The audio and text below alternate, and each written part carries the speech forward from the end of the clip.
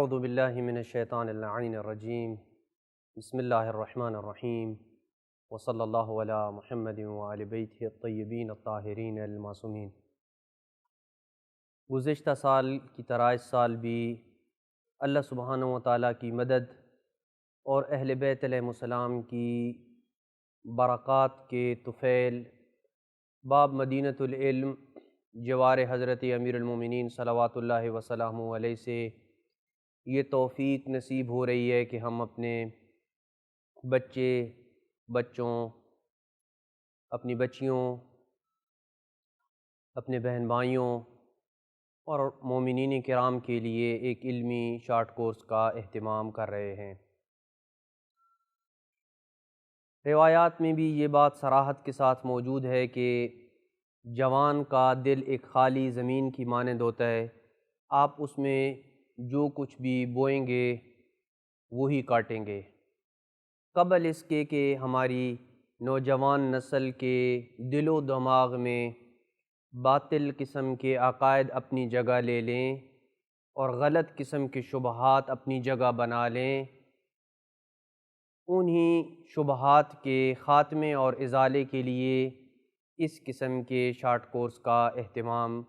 گزشتہ سال بھی کیا گیا تھا اور اس سال بھی اس شارٹ کورس کا اہتمام کیا جا رہا ہے، جسے المعارف العلویہ شارٹ کورس کے نام سے یاد کیا گیا ہے۔ اس شارٹ کورس میں اور گزشتہ سال کے شارٹ کورس میں چند نمایاں قسم کے فرق دیکھنے میں ملتے ہیں۔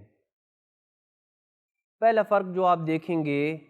وہ یہ ہے کہ گزشتہ سال ہم نے عقائد کے موضوع پہ توحید سے لے کے معاد تک ایک مفصل سلسلے کو آپ کی خدمت میں بیان کیا تھا، لیکن اس سال اس روٹین سے ہٹ کے فقط ان شبہات عقائدیہ کو اور ان کے جوابات کو بیان کیا جائے گا جو ملحدین کی طرف سے، جو مذہب کے اوپر حملے اور اٹیک کرنے والے افراد کی طرف سے، دین اسلام کے دشمن عناصر کی طرف سے، دین اسلام اور خاص طور پہ مذہب تشیع کے اوپر جو حملے کیے جاتے ہیں، عقائد کے اعتبار سے حملے کیے جاتے ہیں، ان کا مفصل جواب دیا جائے گا۔ اور اسی ضمن میں ان شبہات کو بھی مطرح کیا جائے گا کہ جو ہمارے منبر کے اوپر خطباء حضرات اپنی جہالت کی وجہ سے ان شبہات کو مطرح کرتے ہیں، جس سے ان کا ہدف تو امیر المومنین اور ان کی اولاد اطہار کے فضائل کو بیان کرنا مقصود ہوتا ہے، لیکن اس ہدف فضائل کی آڑ میں وہ کچھ ایسے شبہات ہماری نوجوان نسل کے دل و دماغ میں چھوڑ جاتے ہیں کہ جن سے عقائدی خرابیاں لازم آتی ہیں۔ اس قسم کے شبہات کو دور کیا جائے گا، یہ ایک بنیادی فرق ہوگا۔ دوسری چیز جو اس شارٹ کورس میں آپ محسوس کریں گے وہ یہ کہ گزشتہ سال کے شارٹ کورس میں ہم نے فقہ کے اوپر ایک مفصل گفتگو کی تھی، تقلید سے لے کے میراث تک جو فقہی ابواب بنتے ہیں ان کے متعلق گفتگو کی تھی، لیکن اس سال اس روٹین سے ہٹ کے فقط وہ مبتلا بے مسائل، جدید فقہی مسائل کا جسے آپ نام دیتے ہیں، ان کو آپ کے سامنے بیان کیا جائے گا جو معاشرے کی انتہائی اہم ترین ضرورت شمار ہوتے ہیں، فقط انہی مسائل کے اوپر فوکس کیا جائے گا۔ تیسری اہم خصوصیت جو اس شارٹ کورس میں آپ کو دیکھنے میں ملے گی وہ یہ ہے کہ گزشتہ سال ہم نے امام مہدی عجل اللہ فرجہ الشریف کے متعلق شارٹ کورس میں کسی قسم کی کوئی گفتگو بھی نہیں کی تھی، اور یہ وقت کے دامن میں اتنی گنجائش نہیں تھی، اس لیے اس سال یہ اہتمام کیا گیا کہ امام مہدی عجل اللہ فرجہ الشریف کے متعلق ایک سیر حاصل گفتگو کا سلسلہ بھی اس شارٹ کورس کا حصہ قرار پائے۔ لہٰذا امام مہدی عجل اللہ فرجہ الشریف کے متعلق جو دروس کا سلسلہ ہے وہ بندہ ناچیز آپ کی خدمت میں بیان کرے گا، اور اس سلسلہ گفتگو میں امام مہدی علیہ السلام کی ولادت سے لے کے غیبت صغریٰ کے اختتام تک اور غیبت کبریٰ کے آغاز تک کے جو واقعات، حالات رونما ہوئے، ان تمام کے متعلق حسب استطاعت اور جتنا وقت میں گنجائش ہوئی اس کے مطابق ہم اپنے مومنین، اپنی نوجوان نسل کو امام مہدی علیہ السلام کے متعلق روشناس کرائیں گے کہ ان کے کیا اوصاف تھے، ان کے کیا فضائل تھے اور انہوں نے غیبت صغریٰ میں زندگی کس انداز میں گزاری ہے۔ سب سے پہلا درس کا آغاز اس سوال سے کر رہے ہیں کہ امام مہدی عجل اللہ فرجہ الشریف کی ولادت کب اور کہاں ہوئی؟ آپ کی ولادت سن 255 ہجری سامرہ شہر میں ہوئی، جسے آپ نیمہ شعبان کی رات بھی کہتے ہیں۔ 15 شعبان کی رات کو امام مہدی عجل اللہ فرجہ الشریف کی ولادت ہوئی۔ یہ رات انتہائی بابرکت راتوں میں سے ایک رات شمار ہوتی ہے۔ امام جعفر صادق علیہ السلام فرماتے ہیں کہ ان اللیل التی یولد فیہا القائم، وہ رات کہ جس میں امام مہدی قائم آل محمد کی ولادت ہوگی، لا یولد فیہا مولود الا کان مؤمنا، اس رات جو بھی بچہ دنیا میں آئے گا وہ مومن ہوگا۔ اس رات کی برکت یہ ہوگی کہ جو بچہ بھی نیمہ شعبان کی رات کو پیدا ہوگا وہ بچہ مومن ہوگا۔ اور آگے بڑی ہی پیاری خصوصیت بیان کی ہے امام جعفر صادق علیہ السلام نے کہ ان ولد فی ارض الشرک، اگر نیمہ شعبان کی رات کو کوئی بچہ سرزمین کفر اور شرک میں پیدا ہو، نقلہ اللہ الی الایمان ببرکت الامام، امام علیہ السلام کے وجود کی برکت سے اللہ سبحانہ وتعالیٰ اسے شرک کی زمین سے ایمان کی زمین کی طرف منتقل کر دے گا۔ یہ امام علیہ السلام کے وجود کی برکات میں سے ایک برکت ہے، لہٰذا آپ کی ولادت سن 255 ہجری سامرہ شہر میں ہوئی۔ دوسرا سوال یہ ہے کہ امام مہدی علیہ السلام کے مشہور القابات کون کون سے ہیں؟ اس سلسلے میں کافی تفصیل سے گفتگو کی جا سکتی ہے، لیکن ہم اجمالاً یہاں پہ چند امام کے القاب کو بیان کریں گے۔ البتہ اس نقطے کو بیان کرنا ضروری سمجھتا ہوں کہ محدث نوری نے اپنی کتاب النجم الثاقب میں امام مہدی علیہ السلام کے 182 القاب کا تذکرہ کیا ہے، یعنی امام علیہ السلام کے 182 القاب ہیں، جن میں سے مشہور جو القاب ہیں انہیں ہم آپ کی خدمت میں بیان کر رہے ہیں۔ پہلا لقب المہدی، یہ آپ کے مشہور ترین القابات میں سے ایک لقب ہے، اور رسول خدا اور امام حسین علیہ السلام کو بھی یہ لقب دیا گیا۔ رسول خدا کو بھی مہدی کہا جاتا تھا اور امام حسین علیہ السلام کو بھی مہدی کہا جاتا تھا۔ اسی وجہ سے توابین کے قائدین نے امام حسین علیہ السلام کو اس لقب کے ساتھ پکارا تھا، اللہم ارحم حسینا الشہید ابن الشہید المہدی ابن مہدی، اے اللہ حسین مظلوم شہید ابن شہید پہ اپنا رحم کر، مہدی ابن مہدی پہ رحم کر، جو خود بھی مہدی ہیں اور مہدی کے فرزند ہیں ان کے اوپر رحم کر۔ لیکن جوں وقت گزرتا گیا اب یہ لقب المہدی امام زمان عجل اللہ فرجہ الشریف کے ساتھ خاص ہو گیا ہے۔ اب اگر آپ کسی جگہ پہ بیٹھے ہوں اور کوئی شخص یہ لقب بولے الامام المہدی تو ذہن اسی طرف جاتا ہے کہ اس سے مراد ہمارے 12ویں آقا اور سردار امام زمان عجل اللہ فرجہ الشریف ہیں، نہ کہ دیگر وہ مبارک ہستیاں جنہیں المہدی کے القاب سے نوازا گیا تھا۔ دوسرا لقب القائم ہے، جس سے اس بات کی طرف اشارہ ہے کہ آپ دولت حق کا قیام کریں گے، اس زمین کو عدل و انصاف سے ایسا پر کر دیں گے اور لبریز کر دیں گے جیسے یہ زمین ظلم اور کفر کے ساتھ پر ہوگی، جیسے اس میں فتنے اور فساد ہوں گے، اس سے بڑھ کے کہیں امام مہدی اپنی مثبت پالیسیوں کے ذریعے اس زمین کو عدل و انصاف کے ساتھ لبریز کر دیں گے۔ اس لقب کے متعلق دو خصوصیات بڑی ہی پیاری قسم کی روایات میں وارد ہوئی ہیں جنہیں آپ کی خدمت میں بیان کرنا مناسب سمجھتا ہوں۔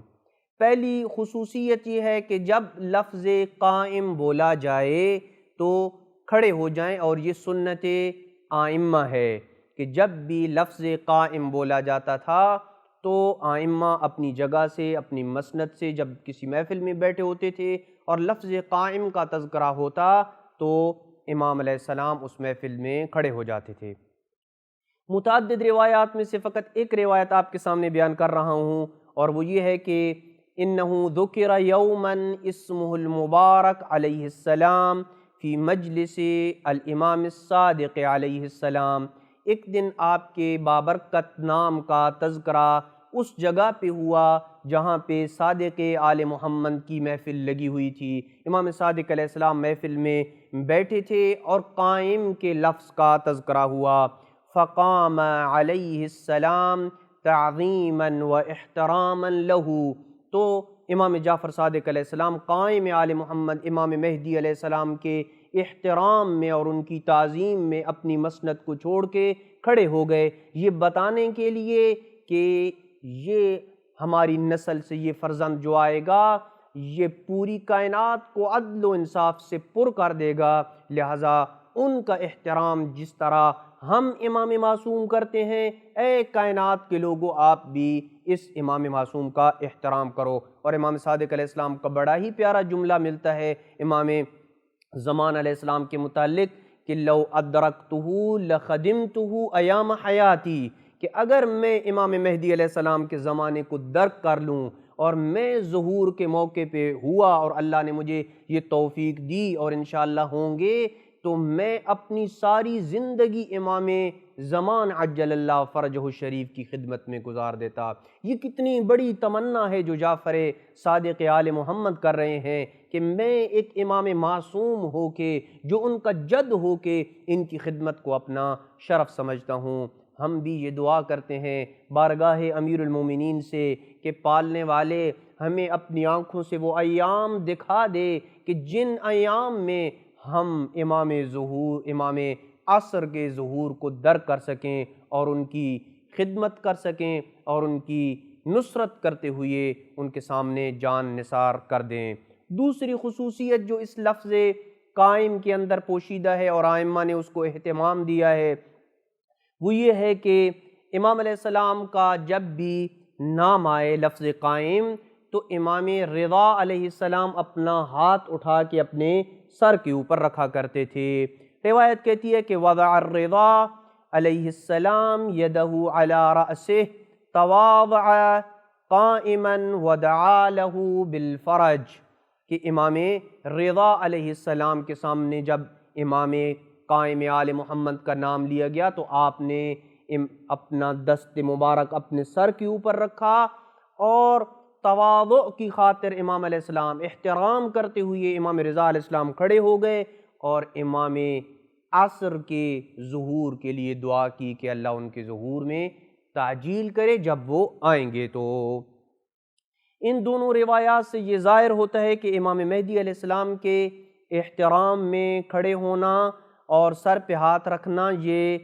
مرغوب اور ممدوح عمل ہے، اچھا کام ہے، اگرچہ اس کا استحباب ثابت نہیں ہے، جیسے کہ آیت اللہ المرحوم سید الخوئی رحمۃ اللہ تعالیٰ سے اس عمل کے بارے میں پوچھا گیا کہ کیا امام علیہ السلام کے احترام میں کھڑے ہونا اور ان کا جب نام آئے تو ہاتھ کو سر پہ رکھنا یہ عمل مستحب ہے یا نہیں، تو انہوں نے کہا کہ یہ عمل مستحب تو نہیں ہے لیکن یہ عمل مرغوب ہے، یہ عمل اچھا عمل ہے، اور آئمہ نے چونکہ یہ عمل انجام دیا ہے لہٰذا امام علیہ السلام کے احترام میں اور ان کی تعظیم میں آپ کھڑے ہو سکتے ہیں۔ تیسرا لقب جو بیان کیا جاتا ہے اور معروف ہے وہ المنتظر ہے، یعنی مومنین جس کا شدت کے ساتھ اور بے صبری کے ساتھ انتظار کر رہے ہیں کہ وہ یوسف زہرا کا ظہور کب ہو، یوسف زہرا کا نور کب چمکے گا کہ کائنات ان کے نور انور سے منور ہو جائے گی اور چمکا اور جگمگا اٹھے گی۔ اس کے علاوہ اور بھی بہت سے دیگر القاب ہیں، وقت کے دامن میں اتنی گنجائش نہیں ہے کہ ان تمام القابات کا ذکر کیا جائے۔ تیسرا سوال، آپ کی کنیت کیا ہے اور آپ کی کنیت کس ہستی کی کنیت کی طرح ہے؟ آپ کی کنیت کس ہستی کی کنیت کے ساتھ مشابہت رکھتی ہے؟ امام مہدی علیہ السلام کا نام اور آپ کی کنیت رسول خدا صلی اللہ علیہ وآلہ وسلم کی کنیت اور ان کے نام پہ ہے۔ روایت میں ہے کہ جابر بن عبداللہ انصاری روایت کرتے ہیں کہ قال رسول اللہ صلی اللہ علیہ وآلہ وسلم، رسول خدا صلی اللہ علیہ وآلہ وسلم کا ارشاد گرامی ہے، المہدی من ولدی، کہ امام مہدی علیہ السلام میری اولاد سے ہیں، میری نسل سے ہیں، اسمہ اسمی، ان کا نام میرے نام کی طرح ہے، وکنیتہ کنیتی، ان کی کنیت میری کنیت کی طرح ہے، اشبہ الناس بی خلقا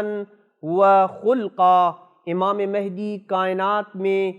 ان افراد میں سے ایک ہستی ہیں کہ جو اپنے اخلاق کے اعتبار سے میرے ساتھ سب سے زیادہ مشابہت رکھتے ہیں دوسرے لوگوں کی نسبت، اپنے اخلاق کے اعتبار سے بھی، اپنی خلقت کے اعتبار سے بھی، اپنے خد و خال کے اعتبار سے بھی، اپنے اوصاف کے اعتبار سے بھی وہ میرے ساتھ دوسرے لوگوں کی نسبت زیادہ مشابہت رکھتے ہیں۔ یکون لہ غیبۃ وحیرۃ تضل فیہا الامم، بڑا ہی کوئی قابل غور نقطہ پیغمبر اکرم صلی اللہ علیہ وآلہ وسلم نے فرمایا، کہا کہ میرے اس بیٹے کو اللہ ایک ایسی غیبت عطا کرے گا جس میں تمام امتوں کی تمام امتیں، اکثر امتیں اس میں گمراہ ہو جائیں گی، حیرانگی اور پریشانگی کے سمندر میں ڈوب جائیں گی کہ کیا کوئی ہمارا امام بھی ہے، کیا کوئی ہمارا پیشوا بھی ہے۔ حتیٰ کہ روایات میں ملتا ہے کہ بہت سارے ایسے شیعہ بھی شک و شبہات کا شکار ہو جائیں گے کہ کیا ہمارا کوئی امام بھی ہے یا نہیں۔ ثم يقبل كالشهاب الثاقب، پھر اتنی طویل غیبت کے بعد جب امام علیہ السلام کا ظہور ہوگا تو ایک چمکتے ستارے کی مانند امام کا ظہور ہوگا، يملأها عدلا وقسطا كما ملئت جورا وظلما، اور وہ زمین کو عدل و انصاف سے ایسے پر کر دیں گے کہ جیسے وہ ظلم و جور کے ساتھ پر ہو چکی ہوگی۔ امام مہدی علیہ السلام کو رسول خدا صلی اللہ علیہ وآلہ وسلم کے ساتھ چند چیزوں میں شباہت حاصل ہے، جن تمام کو ہم بیان نہیں کر رہے، فقط چند ایک کو آپ کی خدمت میں بیان کر رہے ہیں۔ پیغمبر اکرم فرماتے ہیں شمائلہ شمائلی، کہ امام مہدی علیہ السلام کے اوصاف، ان کے اخلاق، ان کے اوصاف حمیدہ میرے جیسے ہیں، جیسے میرا اخلاق ہے، جیسے میرے اوصاف ہیں، اسی طریقے سے امام مہدی علیہ السلام کے اوصاف ہیں۔ وَسُنَّتُهُ سُنَّتِي،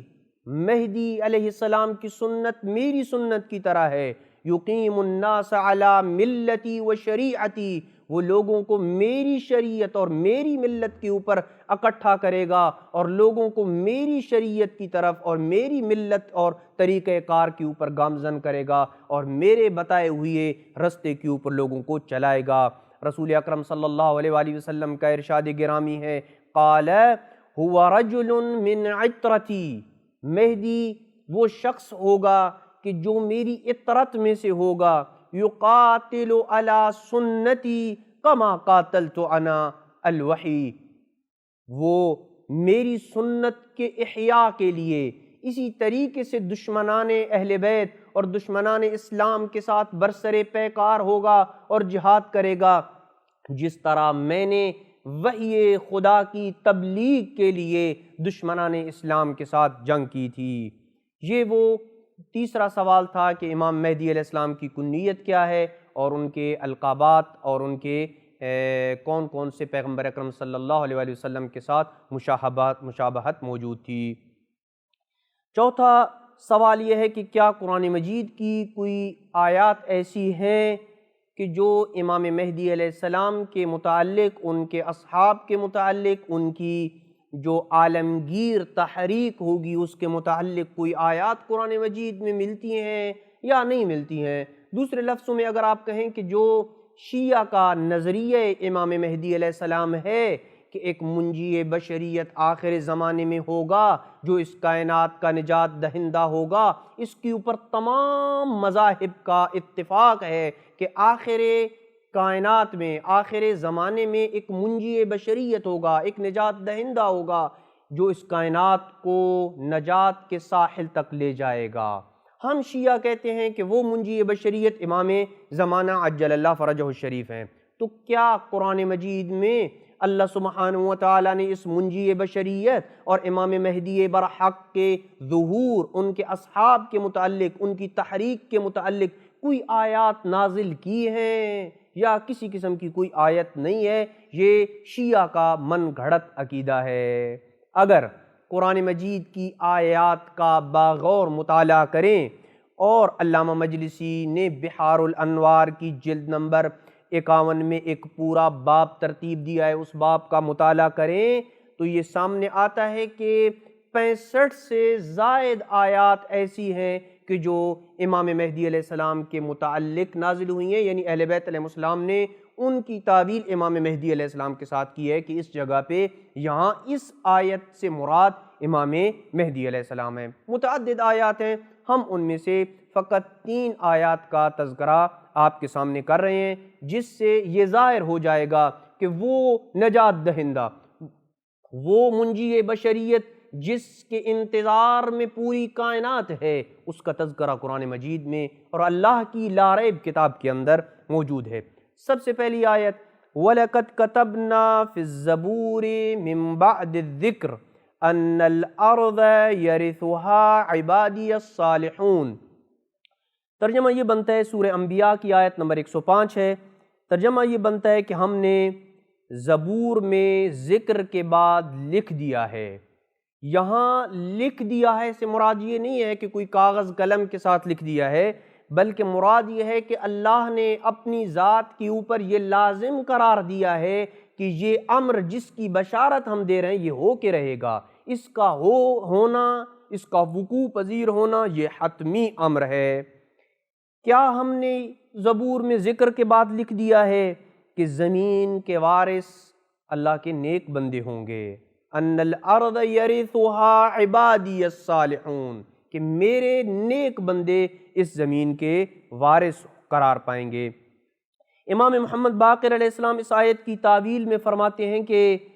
یقصد من عبادی الصالحون ہم اصحاب الامام المہدی فی آخر الزمان، وہ اللہ کے نیک بندے جو آخری زمانے میں زمین کے وارث قرار پائیں گے وہ اصحاب امام زمان عجل اللہ فرجہ الشریف ہوں گے۔ دوسری آیت سورہ قصص کی آیت نمبر 5 ہے، جس میں ارشاد ربانی ہے وَنُرِيدُ أَن نَّمُنَّ عَلَى الَّذِينَ اسْتُضْعِفُوا فِي الْأَرْضِ وَنَجْعَلَهُمْ أَئِمَّةً وَنَجْعَلَهُمُ الْوَارِثِينَ، اور ہم، یعنی اللہ کی ذات کہہ رہی ہے کہ ہم یہ ارادہ رکھتے ہیں کہ جن کو زمین میں بے بس کر دیا گیا، کمزور بنا دیا گیا، ہم ان پہ احسان کریں۔ کیا احسان کریں؟ کہ انہیں اس زمین کا پیشوا بنائیں، اس زمین میں پوری انسانیت کی قیادت انہیں سونپ دیں اور انہیں اس زمین کا وارث بنائیں۔ امیر المومنین نے اس آیت کی تفسیر میں اور تعویل میں یہ ارشاد فرمایا کہ وہ افراد کی جنہیں کمزور کر دیا گیا، بے بس کر دیا گیا اور اللہ انہیں زمین کا پیشوا بنائے گا اور وارث بنائے گا، ان سے مراد کیا ہے؟ کہا ہم آل محمد صلی اللہ علیہ وآلہ، کہ وہ آل محمد ہیں۔ یبعث اللہ مہدیہم بعد جہدہم، یہ آئمہ کا جو طویل سلسلہ ہے امیر المومنین سے لے کے امام حسن عسکری تک، ان تمام کی جد و جہد اور محنتوں کے بعد اللہ مہدی برحق کو مبعوث کرے گا، فیعزہم، جو ان آل محمد کے لیے عزت کا تاج سمجھا جائے گا، وَيُذِلَّ عَدُوَّهُمْ، اور امام مہدی اپنی عالمگیر تحریک سے دشمنان اسلام اور دشمنان اہل بیت کو نست و نابود کریں گے اور انہیں ذلیل و رسوا کریں گے۔ اور تیسری اور آخری آیت اَمَّن يُجِيبُ الْمُضْطَرَّ اذا دعاہ ویکشف السوء ویجعلکم خلفاء الارض۔ ترجمہ یہ بنتا ہے کہ یا وہ بہتر ہے جو مضطرب کی فریاد سنتا ہے جب وہ اسے پکارتا ہے، یعنی جب مضطرب لاچار اللہ سے التجا کرتا ہے تو اللہ اس کی پکار کو سنتا ہے اور اس کی تکلیف کو دور کرتا ہے اور تمہیں زمین میں جانشین بناتا ہے۔ روایات میں اس آیت کی جو تفسیر کی گئی ہے وہ امام مہدی علیہ السلام کے قیام، ان کی حکومت عدل کے ساتھ تفسیر کی گئی ہے، اور آیت میں وارد کلمہ المضطر جس کا ترجمہ ہم نے مضطرب کیا ہے، اس مضطرب سے مراد امام مہدی لیے گئے ہیں۔ اور واقعاً کون ہے جو امام مہدی سے زیادہ مضطر ہے؟ کون ہے جو امام مہدی سے زیادہ مضطرب ہوگا؟ جو اپنے ظہور کے انتظار میں تڑپ رہا ہے کہ کب مجھے اذن ظہور ملے اور میں آؤں اور اپنے شیعوں کی مدد کروں اور ان شیعوں کا سر جو ہے فخر سے بلند کروں۔ آج کی گفتگو کو ہم اسی مقام پہ روک رہے ہیں۔ آئندہ آنے والے دروس میں امام مہدی علیہ السلام کے متعلق مزید گفتگو کی جائے گی۔ وصلی اللہ علی محمد وآل بیتہ الطیبین الطاہرین المعصومین۔